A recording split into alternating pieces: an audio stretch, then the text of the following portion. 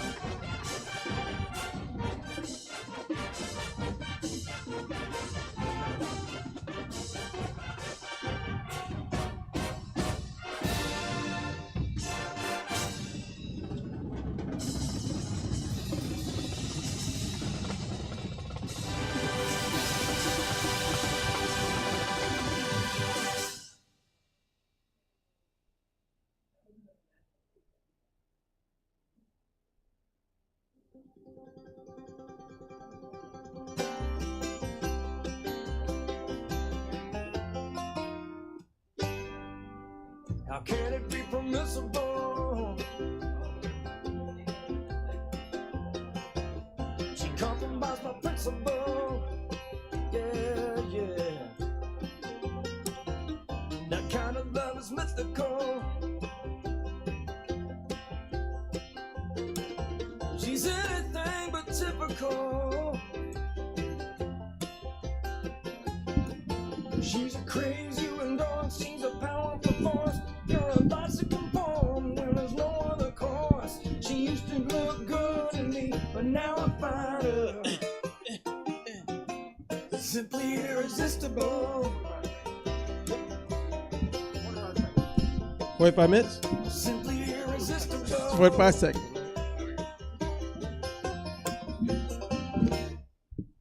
Her loving is so powerful. Huh.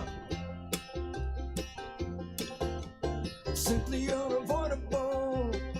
Whoa, whoa. The truth No, now. is Yeah, doing it now. So many people! So many!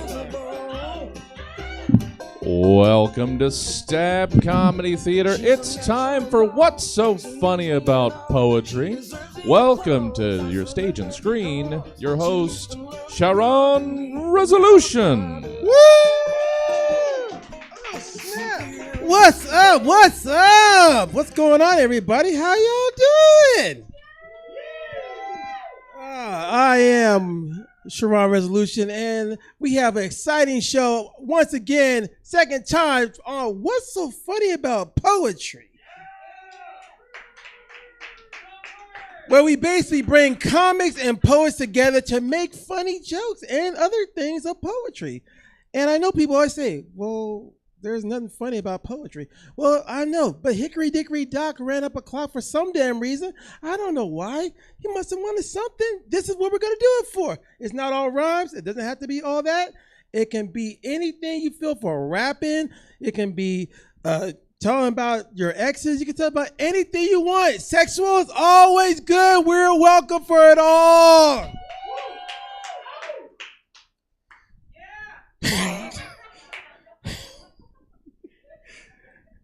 One question I've always had with myself is, comedians have fans that when they come around, they call them chuckle fuckers. Poets don't have that technically. We don't have a name yet for them. But we know we have fans. We just don't know what to call them yet. I've talked about call them poetry heads, iambic, some ridiculous that'll just be like the pen pal or some nonsense. But I've always come to this decision of saying poets need to Mac. How would a poet Mac on a fan or a person they want to talk to? So I thought like this. I call it Spoliola. What's up, lady? How you doing? My name is Sharon. Resolution is the last. What brings you to the grid? Is it the entertainment or you live in the mid? Well, let me hip your head with some salty, summering limericks. Hip your headspace with some hip haikus. Or soothe your soul with seductive sonnets. Is that what you're here for? Something you can't ignore? Is my eager all in poetry nevermore? Psh, hiding your feelings like Emily Dickinson. Let me tell you what you're about to be witnessing. Simplicity that strips Mother Goose. Let me reintroduce myself. I'm Dr. Seuss, here to put you all the way down to your birthday suit. You look so cute that I'm impressed. For Sam, I am not, as you may spot. Take a guess. What's my name?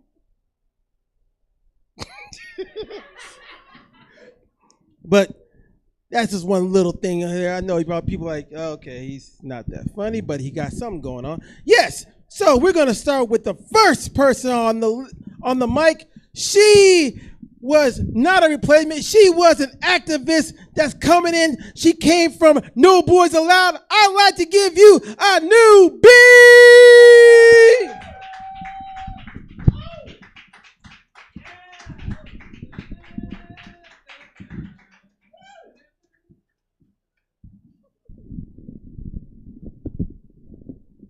Sorry.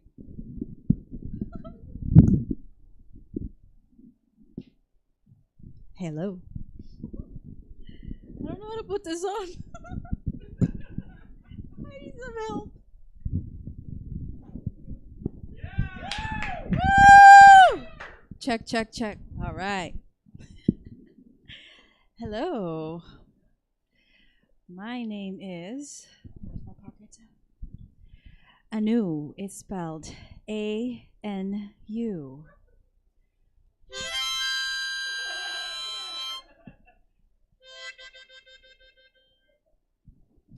I couldn't find the sheet music for that, so I had to play it by ear.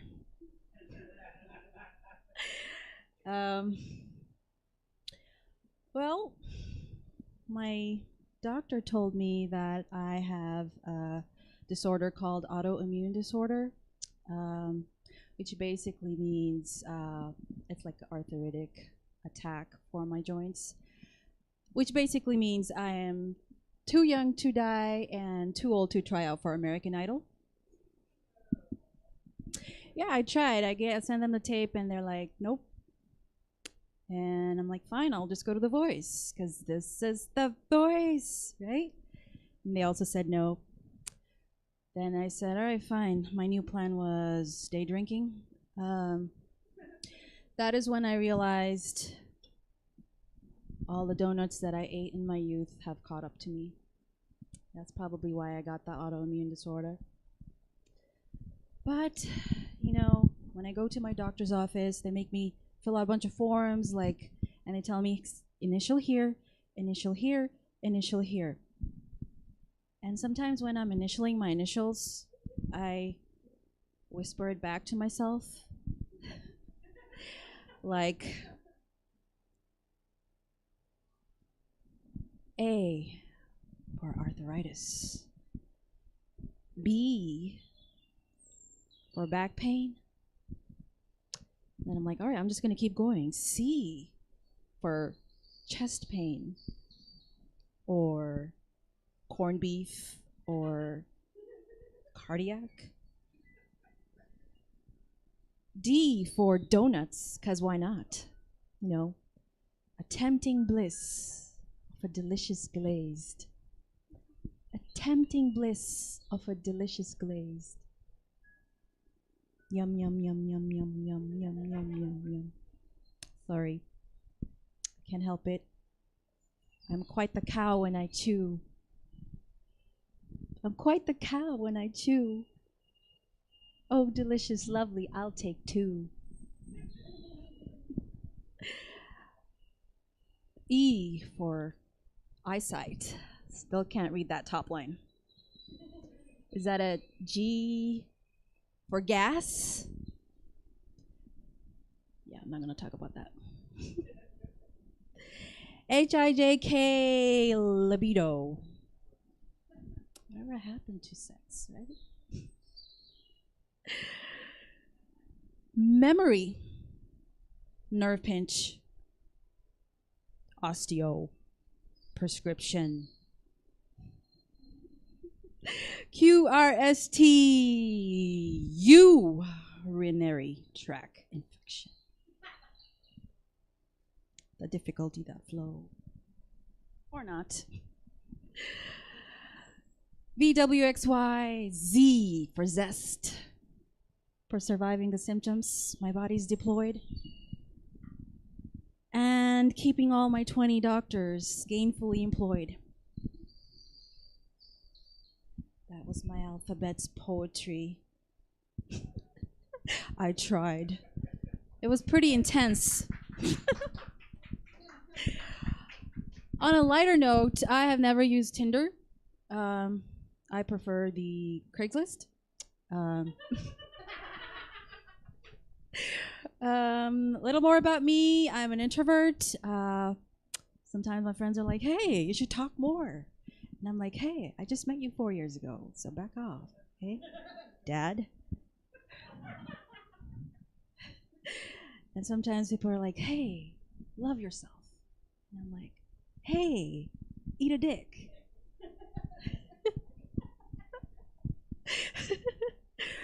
I'm freaked out with babies.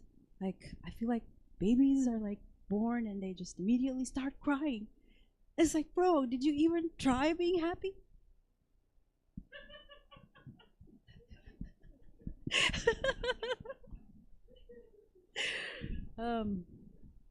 I work at a pharmacy, and this angry lady, she's just mad at me because her prescription is not ready.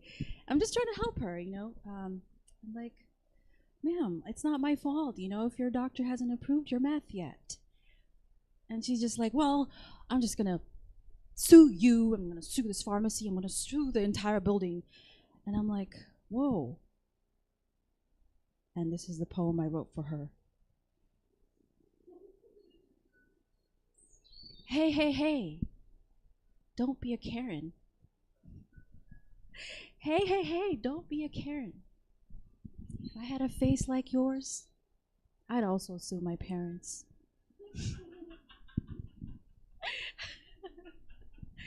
I used to be a hopeless romantic.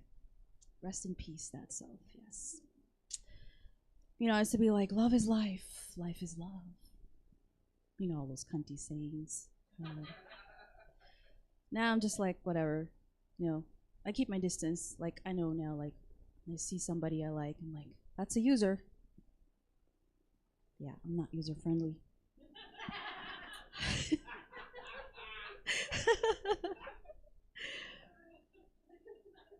Yeah, I once, in my youth, I loved a boy, and he didn't like me back.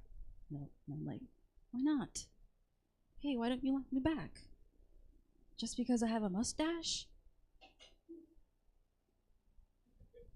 This is a poem I wrote for that douche lord. Where are you going, alligator? Hey, where are you going, alligator? I must ask you a question. But I guess I'll shave it for later.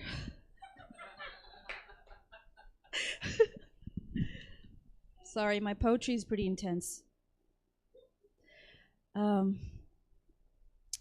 Thankful for Netflix during the pandemic. Gave me a chance to catch up on my movies. I love movies and TV shows. And I like to mimic a few actors, like Owen Wilson, because he's so soothing. I'd like to try his impression. Wow, what a great crowd, especially the front row. Yeah. Hey. Hey, wow. Get you around. Yeah. You know, I wrote a poem for my girl. I'm sure she's out there somewhere in the world. This is a poem for her. Yeah. Roses are red. Violets are blue. Like my eyes are blue too. Yeah. Roses are red. Violets are blue. I got you these flowers. Yeah, here have it. Got you these flowers just for you. You know, because they are on sale. 3 for 2. Yeah.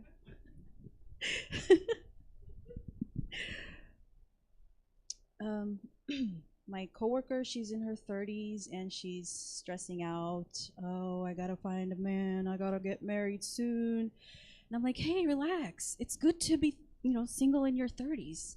Statistically, she's just avoided her first divorce, right? She's like, wow, but, you know, only if you could just get him to notice me. I'm like, notice you? And then what's the end game? Like, he's not gonna notice you. You guys are gonna get together. You guys are gonna have sex, and he's gonna give you HPV. That's just gonna spiral right into cervical cancer, and poof, you're dead. And she's like, it got dark for her for a minute there too. My exes, they're like, well, I gave you all I had. And I'm like, no, you gave me debt and 3 different personalities. And then he's like, well, fine, then I'm just out of here. I'm like, no, come back. You forgot your bullshit.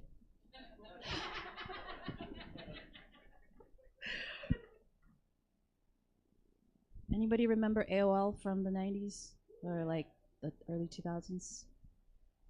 Since I love impressions, this is my impression of AOL dial-up.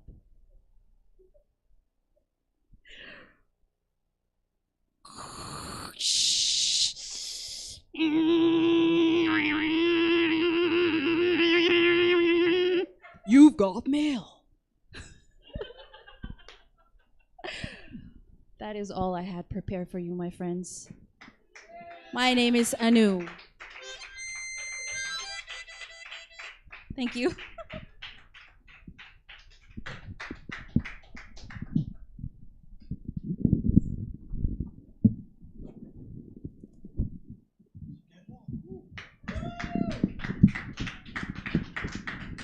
Give it up once again for our newbie. You've got the last part of that AOL going, ding, and then you're like, oh, cool, I'm in. And then the first thing they start asking you, like, age, sex, and location. You're like, God damn it. Shoot. Who are you? I'm in this area. Yes, okay, cool. But, yeah. But now, once again, give it to Anu. She basically killed it. Good start off. Which is interesting also about the fact that when I was single, used to be crazy in the light of it all.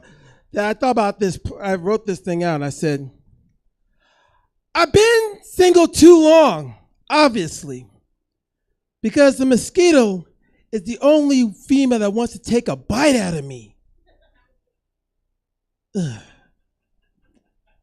That was stupid. Okay, well, once again, people, we are going to give you another person to see. This time, this person has a book. I'm not even going to say person. This poet has a book. She's published. She's out in the Bay. She came out to be here for you. I want y'all to give a round of applause to, and her name rhymes too. Ain't it crazy? Diana Medina!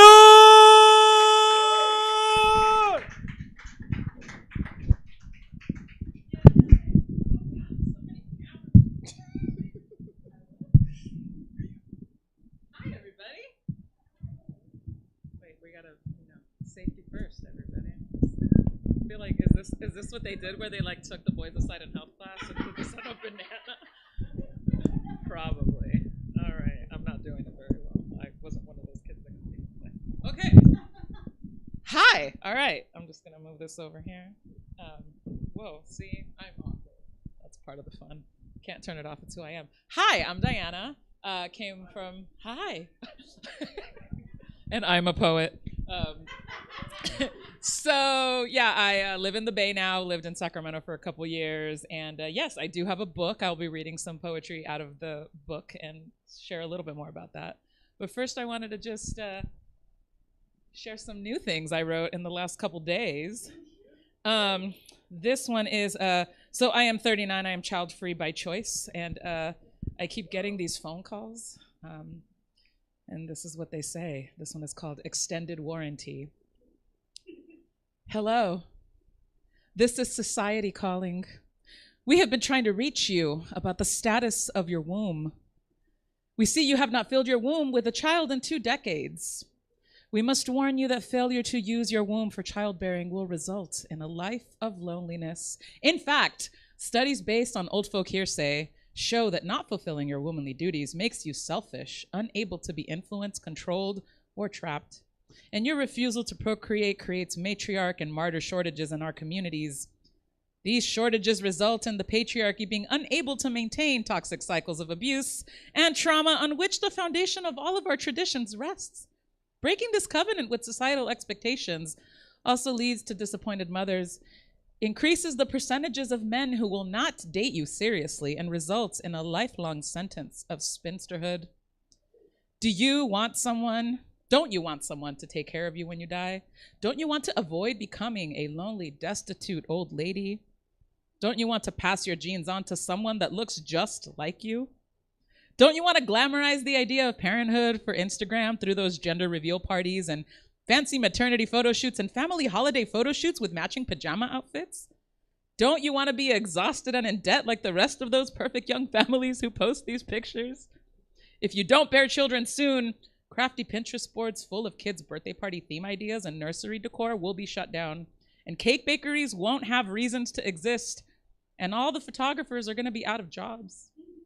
Do you and your selfish womb want that on your conscience?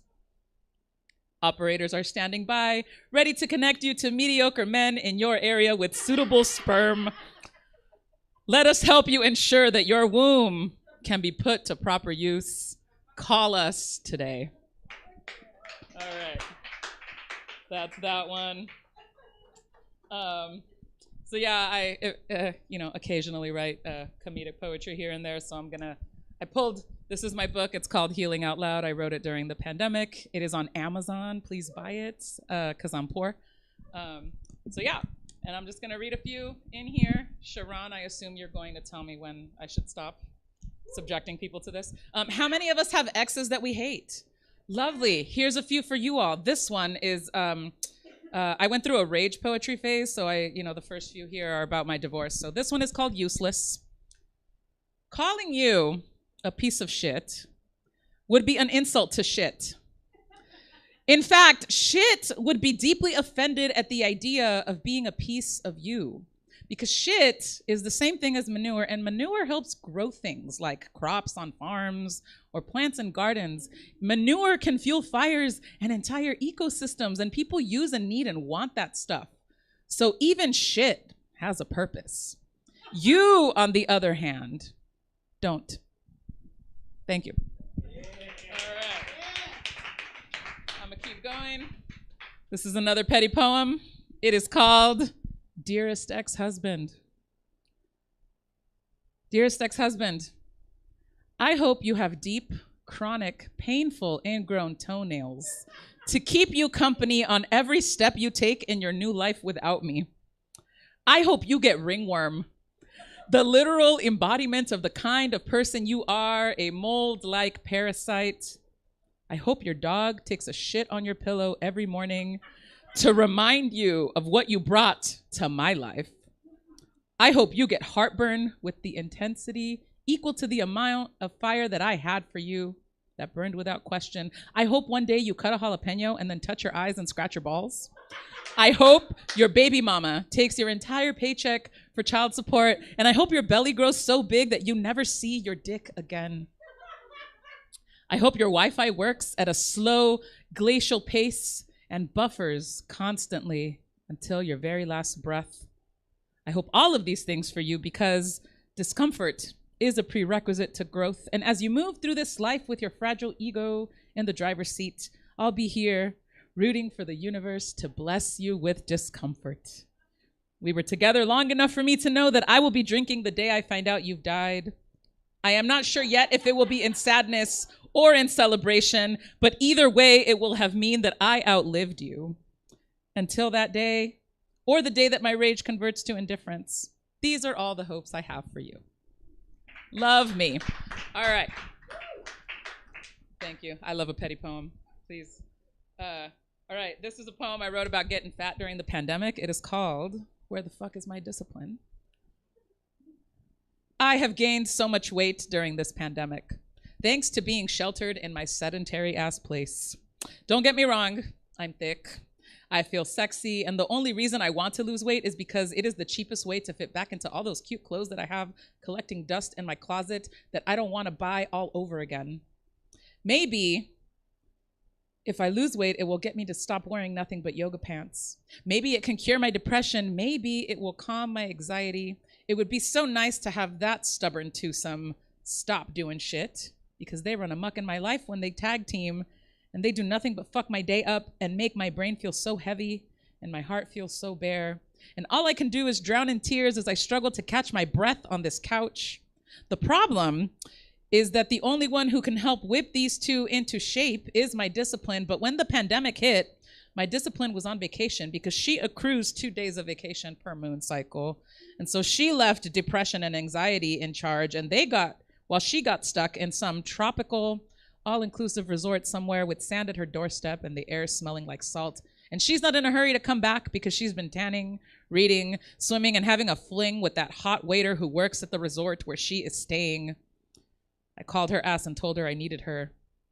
I needed her to get out from under that waiter. I needed her to get her ass on a flight and get here on Monday morning at 9 a.m. sharp, because we have work to do and pants to fit into. Thank you. All right. Yes. All right, this is a poem I wrote about going to the spa. It is called Spa Observations. Everything is beige here. There's vanilla in this free tea. It's pretty good. There are also free cookies. The cookies are also beige. I had 6 of them. There's a fruit bowl next to the cookies, and I grabbed a banana and 2 oranges, and then after scarfing them down, I realized I didn't have breakfast. And I'm pretty sure that the fruit was decoration because my stomach is still grumbling, and now that fruit bowl display looks lopsided. The only thing keeping my grumbles a secret is the heart music that is playing in the background, and I have no idea where it's coming from. Perhaps the beige section of heaven. I am wearing a white fleece robe. That is the only thing in here that isn't beige so far. It's soft and it has a hood, and seeing all these people wearing them makes me feel like I joined a relaxation cult. And I wonder if anybody would notice if I stole it. And just as I have that wondering, the towel lady can read my mind, and now she's following me. Maybe she's the one that knows that I want the robe, and now there is someone who would notice. Then my masseuse comes. She is a tiny petite woman, and she walks me down a beige labyrinth of halls and doors into a room. And there are more harps playing. And I disrobe and lay on the table, and then I hear the voice of my mother inside of my head freaking out about how naked I am. Andas con las nalgas a la intemperie, que el Señor te reprenda, cochina. I laugh at it like a small act of rebellion, and then the massage begins. And just when I start questioning if I am ever going to feel anything from this tiny lady's tiny hands, she starts going in on my back and smoothing out my lumpy muscles and pressing on stress I didn't know that I was hoarding. Work stress, life stress, love stress. My body is a mess. Stress. I wonder what chip is still on my shoulder when she starts using her elbows on my scapulas, because my bones are cracking and crunching like a delicious deep-fried tortilla. And at that moment, one thing is clear. There are enough chips on my shoulders to make a whole platter of nachos out of the burdens I have yet to release. And then she starts kneading me like I am a piece of tough dough. And she is pulling and pushing and pressing. And I think, this must be what it's like to be silly putty. All right. How am I doing? How much more time do I have? 4? 4 more minutes or 4 more poems? Oh, that's 2 different things. All right, I'll do a short one. Let me see, I'll do a short one here. This one is called Experiencia Religiosa, which translates to religious experience. When times are tough and you don't know what to do, just masturbate and then go to church. You will find answers in one or the other, and if not, at least you would have had an orgasm. All right. Wisdom. Poetry has wisdom, everybody. All right. I'm gonna give you all a quick Spanish lesson to close out here. So does anybody know the word lonja? No? Okay, so lonja is a Spanish word that means fupa, so it's for your lower belly area. This is an ode to my lonjas, so an ode to my fupa. Oh, beloved ball of flesh. You remind me I am expanding. Jeans not closing is a small price to pay for the warmth of tamales and pan dulce inside of me. I call the contemplations that come to me when you are full pensamientos. Because of you, I am sturdy and grounded. I have cushion when I fall. I will never be carried away by the wind. At night, when it's cold, I hold you in my hands, and I remember I've always had you. A woman once asked me when my baby was due, and I held you as I looked at her and said, I am not with child, I am with burrito. It was good, and I'm due to shit it out sometime tomorrow around 10 a.m. She was embarrassed, but I was proud. On dates, you encourage me to eat like I mean it. Eat those wings con ganas and sabor. You say, lámbete los dedos enfrente de ese hombre. That means lick your fingers in front of that man. I want to taste the barbecue sauce, and he wants to see your tongue and fingers enjoying themselves. You say, go ahead. Post that full body picture on that dating app. Let them see how much space you take up. You remind me that gordita, me veo más bonita, así rellenita, bien comidita. You encourage me to let it be known that I take big bites out of life and sandwiches. And you remind me that I can fill out a pair of leggings like nobody's business. All right. Last one. Another Spanish lesson for you. I'll say the poem title at the end of this. So I have a confession. At the ripe old age of 38, I realized that I have never had sex in Spanish. Never until I met this one dude who only spoke Spanish and I had no other choice. And when this dude looked at me, displayed out in the open, I could see him eating me with his eyes as he said, ay que rica, to himself. My body rejoiced and my brain exploded at the experience of having sex in my mother tongue. This awoke a very primal side of me, and I felt a warm pulsating in my lower hemisphere, and it became clear that my bilingual coochie has a mind of her own, and she has taken over this never-ending committee meeting inside of my brain, and the rest of the members present, including emotions, logic, anxiety, the project manager, and my higher self, have all given in to her strong-arm leadership, and she has decided to in turn follow this dude through a series of Mayan ancestral sexual maneuvers that helped her understand the art and architecture of twisted limbs. Even texts with him are poetry when they are in Spanish, and it sets my bilingual coochie on fire. This dude texts me things that sound like a reggaeton lyric, and they make me want to do kegels in the middle of my workday, and my bilingual coochie wants my fingers to respond, but my fingers are busy taking notes in this long-ass work meeting, and so she has to clench and wait. This dude can awaken such a sex pot in me with just a few simple words and sentences. Sex in Spanish is never about what you say. Sex in Spanish is about how you say it and how close to something wholesome you can make dirty with a metaphor. Saying mix my masa, I make good tamales sounds one way compared to báteme la masa, que hago tamales bien ricos. I've been with some dudes who say simple, dirty things in English, but it never works out quite the same way. Nothing they say is firm or memorable, porque para esto se necesita un macho. One who will show me exactly how he wants me because he knows how to eat with his hands. One who stares and strategizes about how he will devour me the same way that my abuelitas used to do to the plates of frijoles they had in front of them when they would use tortillas to scoop them up instead of a spoon.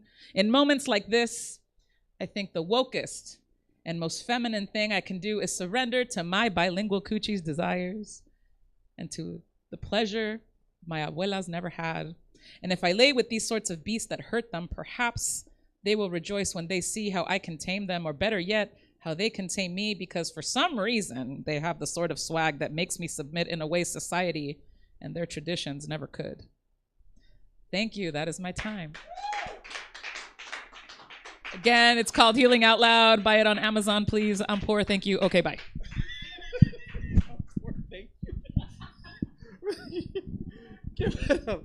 Give it a once again to Diana Medina.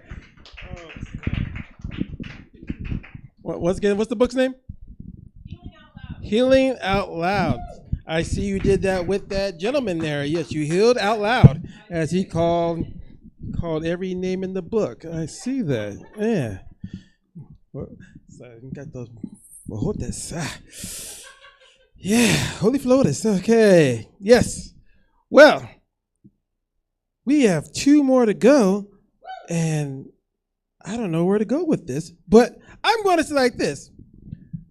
This gentleman here is going to amaze you. I'm going to hype the heck out of you right now, so take it as it is.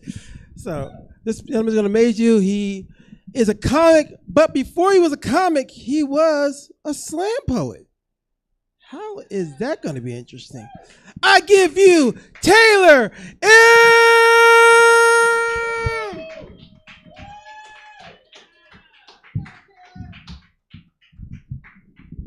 Okay, yeah, I was like, oh, it can't be that hard. It's fucking difficult. There we go. Mike, we're all there. Mike, check. Mike, check. You there? Who? Mike who? Mike, check. Mike who? Just check if he's there. Who are we checking for? We're checking for Mike. Who's Mike? I don't know. Check for Mike. Who is he? I don't know. Just check if he's there. Mike, check. 1, 2, 3. Yeah, we're all good. Thank you so much. My name is Taylor M. I didn't know how to start. I didn't know how to start this, man. I don't know. I really want to start with my Kobe Bryant joke, but I don't think we'll do that. It's not necessarily a comedy show, you know, so I just don't want it to, I don't want it to crash and burn. That's all, man. Yeah. Hey, man, yo, you hyped me up, man. It's your fault. You hyped me up, man. I just had to do it now. No, but yeah, I like you said, I was a slam poet, so we're gonna do a poem right here. I did write a poem. I wrote 2. I'm not sure if I want to say the second one, but we're just gonna go ahead and say it later. But this one we'll write. We'll go ahead and go for it. This is one thing I always notice about slam poetry. Like the person always gets like super like. Like they get really adjusted, get acclimated to the stage before they start their poem. But here we go. Please excuse me before I start gassing it. This poem, well, it's titled Flatulence. Whether private or public matter, hold it for too long, it may become a disaster. The clock is ticking. Notice the feet and how they start to move quickly. A bead of sweat begins to drip. Should I hold it or just let it rip? That's the age-old question, like we ain't all been through it. Before I do, I must make sure it's just a toot and not a number 2. Gotta remind myself what I had for lunch, and I think it was a number 2, and oof.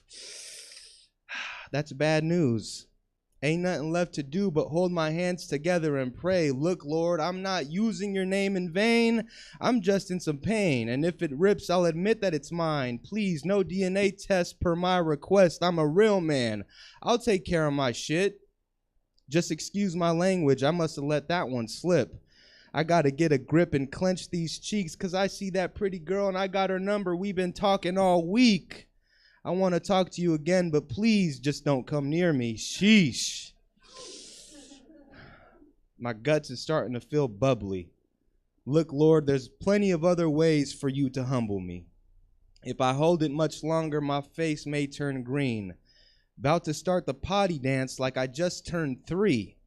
Golly, is there any way for some relief? And someone yelled, just let it release. After I heard that, I took a step and I hoped for the best. It was silent but deadly. The first time I thank God for a mask. I also thank COVID for allowing me to fart out in the open. 2020 silver linings. I'm sure there's plenty. Yep, that's one poem right there. Yeah, thank you so much. I don't know. I consider myself a gentleman. Sometimes. I don't know. It depends. It just depends. Like I consider myself one because I like to court a woman, you know. Like I think it's important to like to do you know, to just be nice to your girlfriend. I think that's really important and people don't do it enough. Like I like to pull out her chair, I like to open their doors, I like to do all that stuff. But it sucks because nowadays it seems like doing that just gets you made fun of. Like one time I was opening the car door for my girlfriend, right? 3 people were walking by and one of them was like, "Ha, look at this dude opening the car door for his girl. What a chump." And I was like, "Hey man, just because my girlfriend doesn't have any arms doesn't mean you have to be disrespectful." All right? Like dating a girl without any arms, that's not easy. You can't do that. It's not like you can do it, but it's just hard. There's no finger food dates when your girlfriend doesn't have any arms. There's none. No mozzarella sticks, no chicken wings. Like I gotta feed you, then me, feed you, then me, feed you, then me. I'm a fast eater, all right? The ratio is just, it's 2 to 1 and not in your favor. You're gonna leave still hungry, you know? I don't know. I don't know, like it don't even get me like, I don't know, dating, just going on dates is hard when your girlfriend doesn't have any arms. Like one time I took her out to the movies. Her head got stuck in the bucket of popcorn. I was like, "Oh my gosh, you missed the whole thing. You missed the whole movie. Why didn't you nudge me or anything?" She was like, "Oh, I can't. I can't do that." I was like, "Oh yeah, I forgot. My bad. I forgot you didn't have any arms." It's dark in here. Yeah, but don't even get me started on sex. One time I asked for a hand job. She pulled out some hooks. Yeah. That was tough. That was a rough night. Bloody night. Massacre night. Never again. That was yeah, I don't know. But it's all right though, you know, we move on. COVID was crazy for all of us. I think we had a lot of free time in our hands, you know, like a lot of free time. But like with a lot of free time, sometimes you get bored, you know, like you get bored a lot. But it's not about being bored. It's about what you do with your time when you are bored. You know what I mean? Like when I was bored during COVID, like what I would do is I would grab my favorite pair of khakis, my favorite pair of Docker khakis, and I just rub a nice hot iron over them. Just rub a nice hot iron over them. Just like that. Then I'd grab a red shirt and just walk around Target for hours. Like just for pretend, I would just walk around Target for like hours and hours. Like I would pull full-time shifts at Target just because I was bored. That was what I would just do, you know? Like, and I would be helpful at it. Like people would ask me, "Hey, where are your TVs?" I'd be like, "Oh, it's actually, you'll have to get in your car, drive about 5 minutes down the block at the nearest Walmart where you can get them for $50 cheaper. That's where the TVs are at. That's right, they're right there. You're welcome." Employee of the month, you know, employee of the month at the Target I pretend to work at. I have pretend benefits. My mom's really happy. Pretend benefits and like a pretend 401k. I think I'm pretending to make sure that this works out. All right, you know, for as long as I can. As long as I can. I feel like there's a lot of like women right now, or just people in general, really interested in astrology. And I think that's like neat, but it's just too much. Like I can't base my girlfriend off of like the astrological signs. I can't base my future partner off of that because there's just way too many. You know, instead I make it a lot more simple.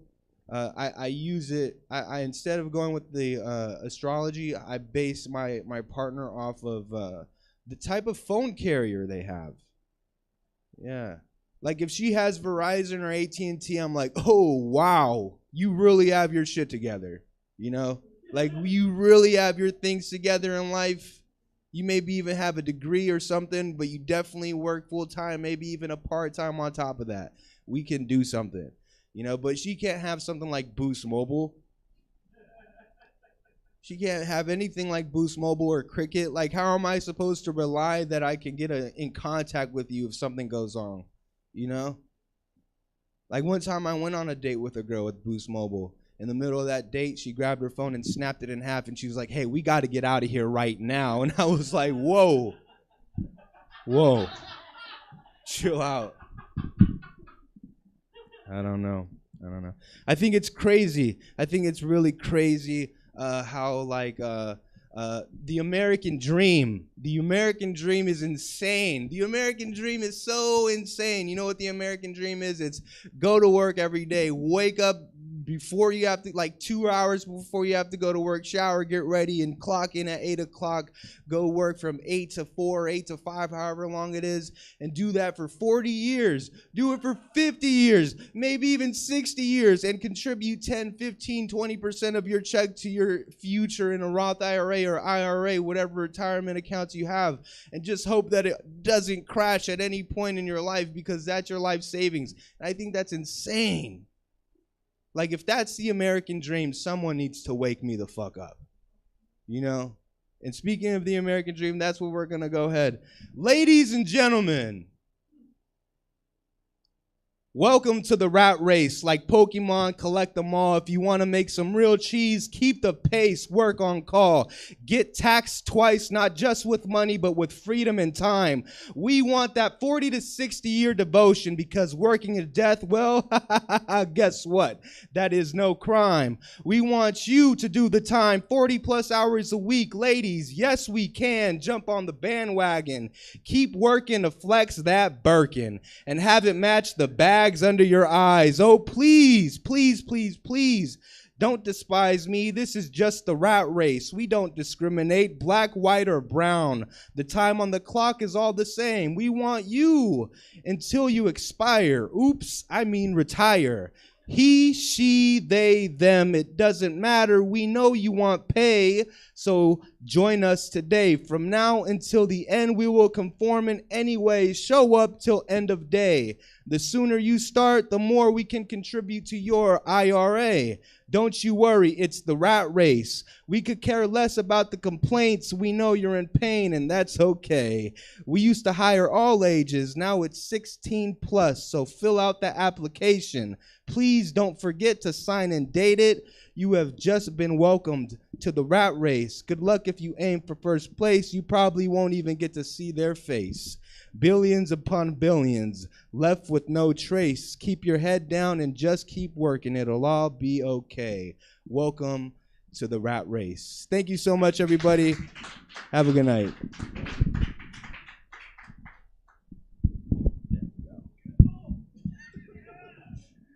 Once again, give it Taylor M. Wow, that was a delay.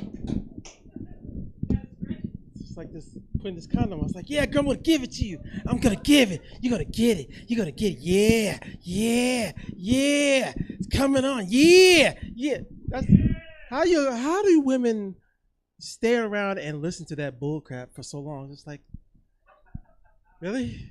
Yeah, girl, I got this for you. Yeah, got this. Got this. Got this. Is waiting around 10 minutes so he can stall. Y'all just like, well, whenever you get it on, man, I'm right here. Good God. Serious.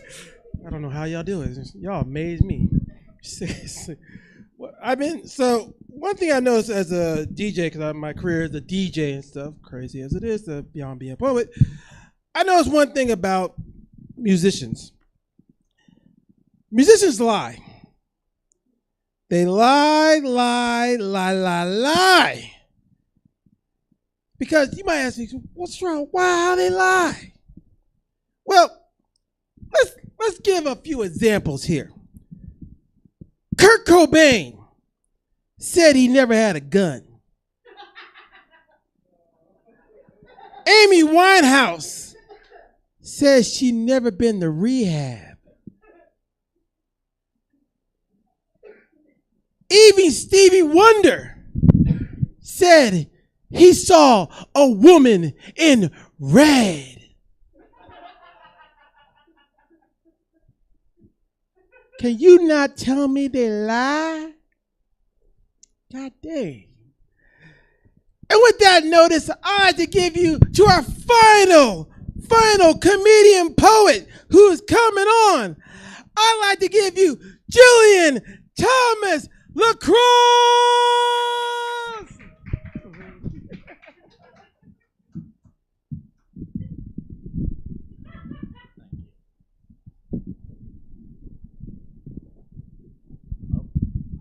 I'm not good at this. Never make a Jew do manual labor. There we go. We got it. Fuck yeah. Oh, let me get this out the way. Stab Comedy Theater Poetry Night with Sharon. How are we doing tonight, you guys? Man, happy February 22nd, 2022. You guys fuck with all that? You don't like it? No? I like it. I thought it was cool. Today felt like we were in the Matrix, you know what I'm saying? Like lots of weird shit. Like you wake up, Vladimir Putin's getting ready to like walk into Ukraine. That actually is getting me kind of mad. Can I tell you guys why? President Biden has just been like saying for the entire time he's been in office, I'm going to sanction Vladdy. I'm going to sanction Vladdy. I'm going to sanction him. We need a gangster rapper as president because as soon as Vladdy Putin said he was going to go into Ukraine, gangster rapper was like, he said, what? We sliding on him tonight, son. Yeah, I'm talking about assassination. Murder that motherfucker. Save Kiev. Stand with Ukraine. All right. Got that out of the way. My name is Julian Lacrosse, you guys. When my friends introduce me, they say this is Julian. He's good people. Just because I'm fat doesn't mean I'm plural.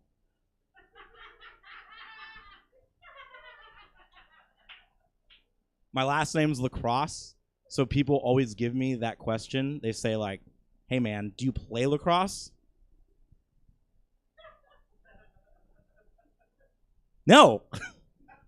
I'm not a lacrosse player, but I'm a lacrosse player. It's fucking great. Good ass crowd. Fucking hey, man. It's tight. How we doing up there on Twitch? Hi, Twitch world. Got a bunch of friends that are watching tonight. Gonna be doing some jokes and some poetry, maybe a little bit of rapping. I wasn't sure which direction to go with the show, but I think I know what I'm gonna do. We're gonna do some jokes. Then I'm gonna open up to you guys a little bit about why 222 meant so much to me, and then I'm gonna conclude it with a joke, and then that's where we're gonna go. You guys fucking ready? Yeah. All right. So I'm half Jewish and half white trash, you guys, which means I'm twice as cheap. I went to the store the other day, Walmart, and I saw a shirt I wanted to get. And so I asked the cashier, I said, how much is that shirt? And she says, that's going to be $12. Well, the Jewish side of me wanted to, like, negotiate, you know, because I think that's okay to walk into Walmart and negotiate. I'll give you $6, lady. She said no. So I stole it. That's the white trash side of me. You don't get your white trash card until you've shoplifted from Walmart, all right? I've done it at least 69 times over the last 420 years. Fuck it. Including memes in my jokes? Fuck yeah. Fuck yeah. Recently, I actually lost a lot of money sports betting on both the Super Bowl and the playoff games during the NFL season. Lost a little bit of money, so been having to like suck dick to make money. You know what I'm saying? I'm serious. My bookie was like, well, if you don't got no money, you do got a mouth. And I'm like, you just got a point. And fuck. But I'm getting tired of sucking dick for money, you guys. So I actually came up with some other ways that I can make money. Can I share them with you? I started a website where I raise ransom money for kidnap victims. I'm calling it Go Find Me. I started an OnlyFans account where I'm selling pictures of my titties, you know, for $7. That's $3.50 a titty. That's a good deal. I know people that sell them titties for $20 each. That's a good ass deal.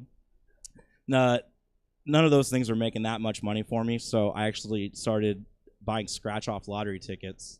You guys fuck with scratch-off lottery tickets? Yeah, I wrote a song about scratch-off lottery tickets. Could I perform it for you? I said, can I perform it for you out there in Twitch land? Hit the liquor store. Told my friend, what's up? I'm feeling kind of down. I'm looking for a come up. Swisher sweet, my friend. You need to get high. Nobody, buddy. I need to get by. My pocket's kind of empty and I'm looking for a check. Because last night I done torched the roll with some bets. I got a few dollars and it's hard to be so soft. Because my name is Jew, I need a scratch off.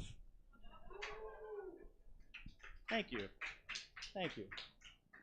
So I got Tree Fitty, and now I'm on a budget. My Kaiba chain is short, so I say it's bustin'. I'm looking at the scratchers, so I go hunting for a lucky shot. I need to feel something. My bankroll low. I def need some hundreds. I need to pay my bills and start stunting. I say to my guy, let me cop 3. The first thing I'm gonna need is some good tree. I said I want 3. Genie, grant my wishes. I don't want to be sleeping with the fishes. I only got one wish, and it's riches. Thanks. You guys are an awesome audience. It's cool to incorporate different aspects of your creations into your presentation, because I just do jokes. I don't fucking rap or do poetry. I mean, I've written poems and I've written raps, but never has anybody asked me to be on a show where I get to do all 3. Ah! Thanks, Sharon. See, I don't just suck dicks to pay off sports bets. I suck dick metaphorically of the guy that gave me a job. I'm just kidding. I really like sluts, you guys, since they tend to always be laid back. I can't really do much of the dating stuff anymore because I'm getting really tired of it. Like, you guys have seen the artists that came up before me. Everybody is bitching about dating, and I'm no different. You know what I'm saying? You guys hear about that woman in the news? She went to a hospital because she was farting in a jar and like selling them to people on the internet, but she was like farting too much, so she got hurt. She like hurt herself. I was dating a girl that did that exact same thing, and it was cool to date her for a little bit, but I got kind of jealous because of all the money she was making. Like, because I fart more than that bitch. You know what I'm saying? Like, I can make some fucking money. So that's what I started doing. You know, I started selling my farts in a jar. But when I sell my farts in a jar, I give them cool names. Like, you know, you go to a dispensary and you buy some expensive weed and it's got like a really cool name, like fucking like Hidden Valley Ranch OG or something. You know, my farts in a jar, I give mine cool names like Skunk OG, Super Sulfurous Haze, Blast from the Past. I had to stop seeing her because then she got jealous of all the money I was making. No, I stopped seeing her because she would lie about her farts, and that's how I learned what the term gaslighting means. You know? Yeah, it didn't work out. It didn't work out at all. Fuck.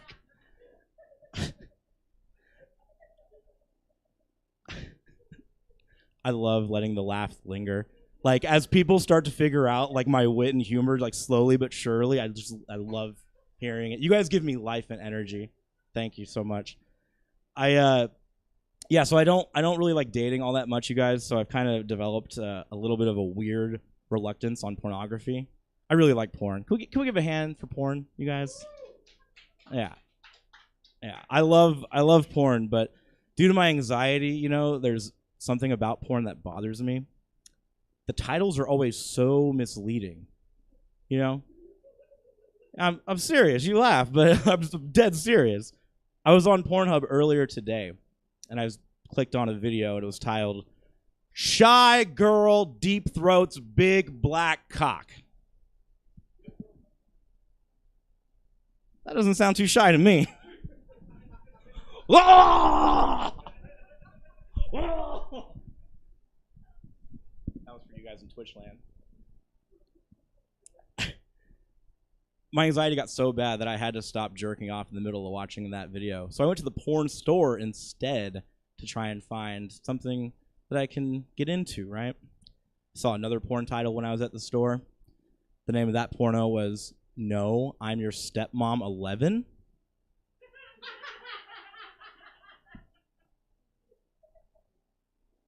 You think they would have learned their lesson the first 10 times, right?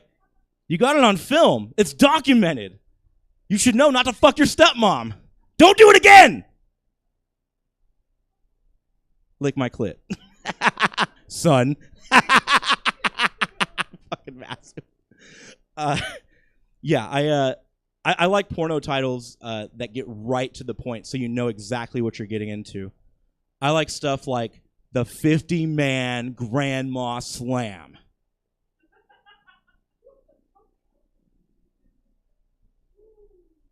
It's pretty obvious, right? You know what you're getting into by watching that. There's 50 men There's a grandma. There's Taylor M. in the corner doing his poem about flatulence. And then there's some slamming. Who wouldn't want to watch that fucking porno?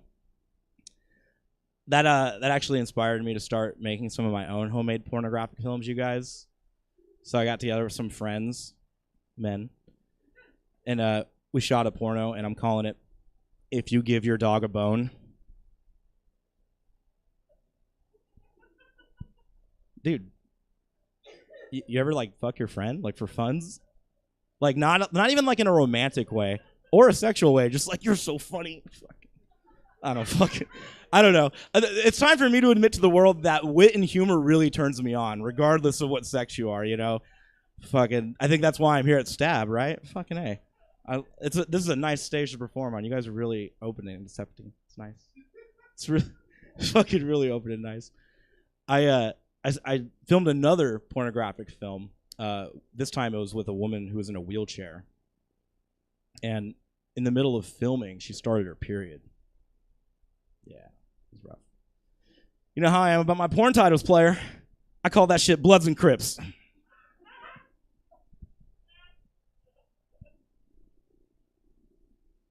Surprisingly not a gangbang film. Fucking A. Do you guys watch reality TV at all? Yeah. You guys like that show, My 600 Pound Life?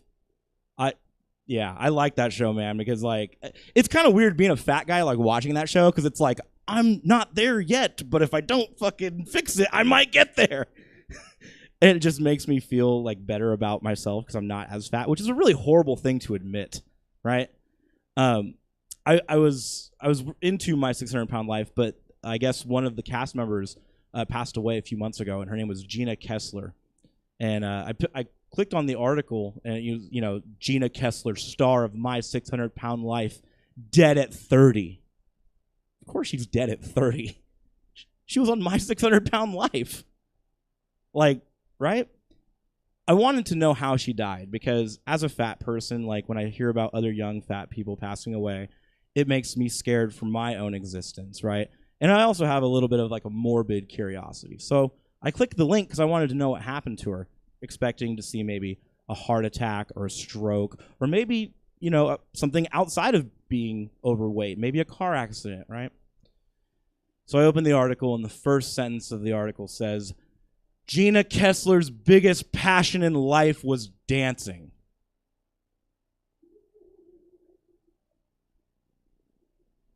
No, it wasn't. If Gina Kessler's biggest passion in life was dancing, she would have never been on My 600 Pound Life. There's a fair amount of physical activity when you go to dance. Do-do-do-do. I'm making this up off the top of my head. I really did just come up with that off the top of my head. But her biggest passion in life was not dancing.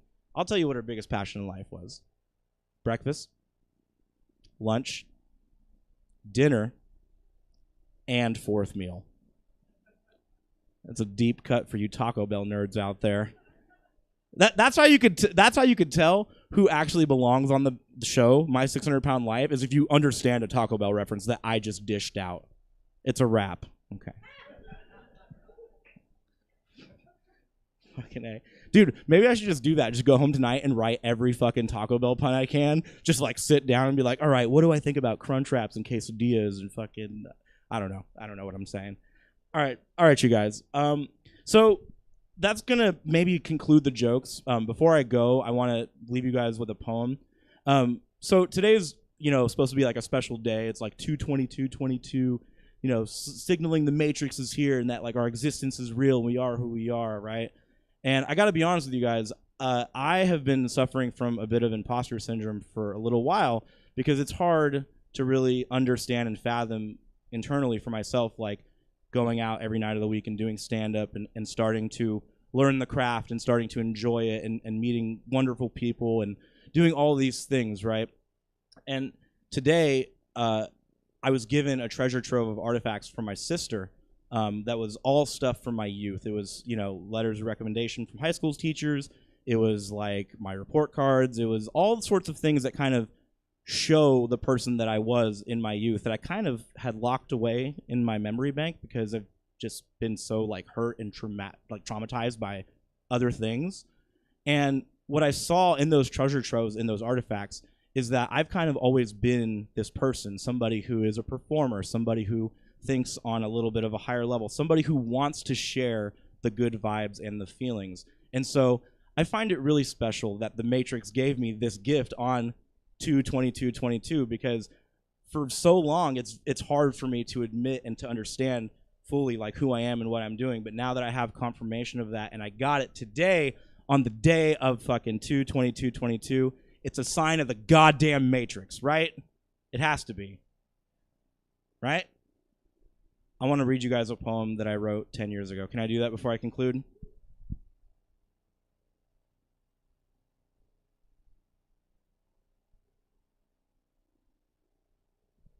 All right. This one's called Struggle, you guys. There are those who are smart, those who are dumb. There are some who are apart, and some who are numb. Some write articles, essays, and books. Some paint pictures, make music, and sing. There is a difference between an intellectual look and a jaded, facade-like thing. Even if we convince ourselves that we are smart and bound to be big, some of us lie to ourselves, thinking we're the shit when we smoke cigs. There's a struggle deep within to fight. There's a struggle deep within to lie. There's a struggle deep within to give it all your might. There's a struggle deep within to see it when you look to the sky. It is the path I cannot run away from you, from something that might be great. It is my life that has led me to the struggle that defined my fate. My name's Julian Lacrosse, you guys. Thank you so much for your time and attention. Give it up for your wonderful host, Sharon, you guys. Thank you out there in Twitch land.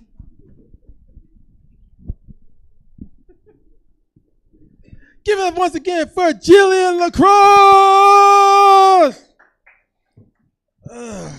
Good grief.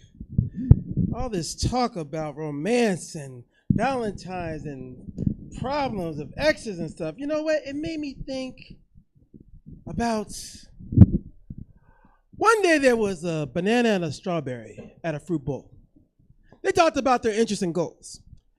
They walked over to the counter and the banana started to peel. The strawberry was enamored by the big, tall banana. Then they went into swim in the yogurt bowl and came over to the side.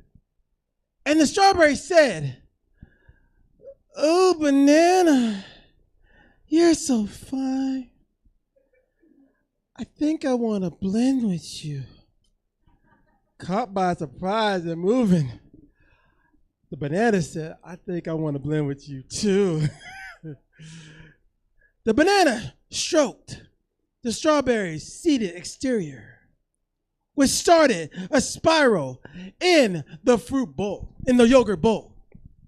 And it started to swirl and swirl and swirl. Ooh, banana, ooh, strawberry. The swirling became harder and harder and harder and harder, at the point where they started to split and merge and split and merge. Oh my God, this is incredible. It's exciting. Oh my goodness, keep going, don't stop.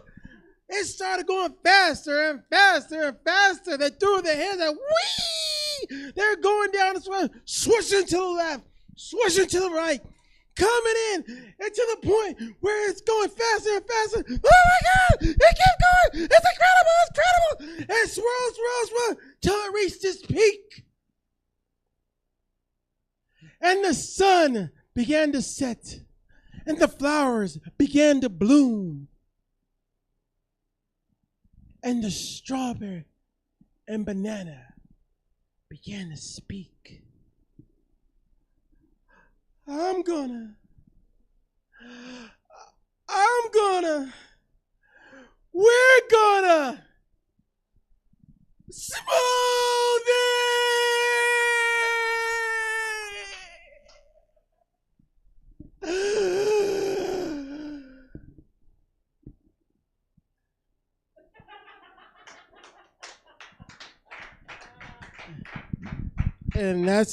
And folks, that's the reason why Jamba Juice should not be considered a family restaurant. Once again, I want y'all to give it up to our show. Woo! Thank you, everyone out there in streaming Twitch, Facebook, and YouTube land. I did once again bring up our poet comedians. I give one up to Anu B. Come on out. Diana Medina. Come on out. Taylor M. And Julian Thomas Lacrosse. And I'm once again Sharon Resolution. Give it up to our poets, comedians. Clap your hands, everybody. And once again, we will be back next month on March 15th, 8:30, once again here at Stab to do another crazy show for you and everyone else out there. We will be back once again. If you want to check out more information, please go to stabcomedytheater.com and also go to Iambic Poetry on all your podcast needs. Thank you, everybody. Woo! We'll see y'all later. Thanks for coming out. Thanks for tuning in. That was What's So Funny About Poetry. That's it for us for the evening. Check us out again tomorrow, 4 p.m. Inside the Box, 8 p.m. from Sacto with Love. Check out the full calendar of events at stabcomedytheater.com if you want to know more of what's going on. Hey, Patrick snuck in there at the end. Look at you. Good to see you. So that's what we've got for the evening. Let's send you over to, I've been looking at where we can go. How about check out Mediocre Films? Doing some movie riffing tonight. I assume that's what Mediocre Films does for the most part. Go check them out. I will see you guys back here tomorrow at 4. Have a good day. Have a good night. See you tomorrow. I'm a dancing man, and I just can't lose. And nothing's gonna change the way we live. Cause we can always take but never give. And now that things are changing for the worse. See